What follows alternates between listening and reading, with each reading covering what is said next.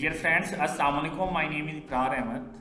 आज जो हम न्यूज़ को डिस्कस करेंगे वो न्यूज़ इंतहाई इम्पोर्टेंट और इंटरेस्टिंग है कि तालिबान के वज़ीर दिफा मुल्ला याकूब और उनके आर्मी चीफ मुल्ला फसीहुद्दीन आज अफ़गानिस्तान के दारुल हुकूमत काबुल में एक प्रेस कॉन्फ्रेंस करते हैं और इस प्रेस कॉन्फ्रेंस में वो ये दावा करते हैं कि उनकी इंटेलिजेंस एजेंसियों ने उस मुल्क को ढूंढ लिया है जिन्होंने अमेरिका को एयर स्पेस फ्राहम की थी ताकि वो तालिबान के कमांडर एमन अल ज़हवारी पर निशाना बांध सके।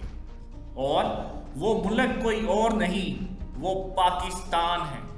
और उन्होंने यूएस को तनबीह की है कि वो दोहा मुआहदे की खिलाफ वर्जी से बाज रहे और पाकिस्तान को भी इस बात पर सख्त रिमार्क्स दिए हैं कि पाकिस्तान अपने ज़ाती मफादात के लिए एक नई जंग का सामना ना करे और किसी दूसरे मुल्क को अपनी एयर स्पेस फ्राहम ना करे। जबकि पाकिस्तान ने अफ़गानिस्तान के इस दावे को जुटला दिया है और ये कहा है कि पाकिस्तान ने अमेरिका को एयर स्पेस फ्राहम नहीं की।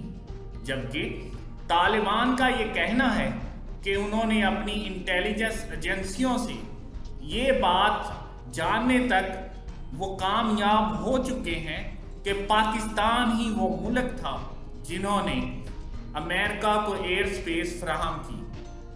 उनका ये दावा है कि अभी वो तहकीकात जारी रखे हुए हैं और इस मामले को मंतकी अंजाम तक पहुंचाएंगे। और इसके साथ मुल्ला याकूब का ये कहना था कि वो अफ़गानिस्तान के अंदर अपनी फौजी ताकत को बढ़ा रहे हैं और वो ये चाहते हैं कि उनके फौजी इंडिया के अंदर जाकर ट्रेनिंग हासिल करें और एक मजबूत फोर्स बने ताकि वो किसी भी आने वाले चैलेंजेस से निपटने के लिए तैयार हो जाएं।